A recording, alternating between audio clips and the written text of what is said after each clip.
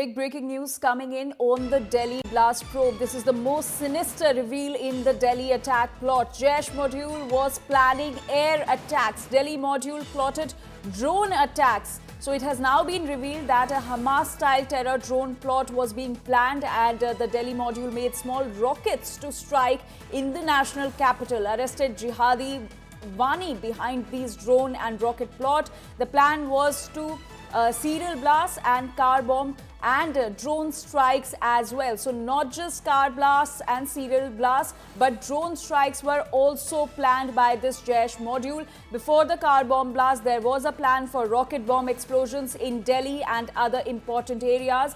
In this deadly conspiracy, the terrorists were looking to take the help of several technical experts. So the National Investigation Agency is probing this case, and by modifying drone technology, the terrorists intended to create panic with rocket bombs. Terrorists plan to carry out bomb attacks using a rocket-style model after altering drone technology. So that's the big breaking news that's coming in as far as the Delhi blast probe is concerned. This is the most sinister reveal in the Delhi attack plot, as we're learning that Jaish module was planning air attacks in the national capital. And my colleague Jitendra Bahadur is now joining us with more details on this. Jitendra, बहुत बड़ी खबर सामने आ रही है कि ना सिर्फ car bomb blast बल्कि एयर अटैक्स का प्लान करा था जैश मॉड्यूल ने, और रॉकेट्स बनाए थे दिल्ली पे स्ट्राइक करने के लिए।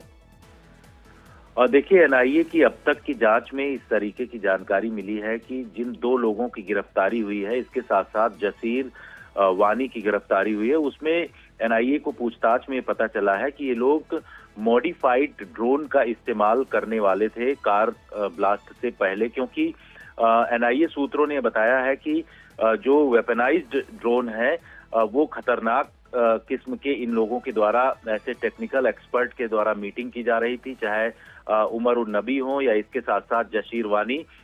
इन लोगों की टेक्निकल एक्सपर्ट के साथ मीटिंग्स हो रही थी। साथ ही ऑनलाइन भी ये लोग ऐसे वेपनाइज्ड ड्रोन बनाने की कोशिश में लगे हुए थे, और इसमें रॉकेट लॉन्चर भी इसका इस्तेमाल इनके द्वारा किया जा सकता था। इस तरीके की अब तक की एनआईए की जांच में खुलासा हुआ है।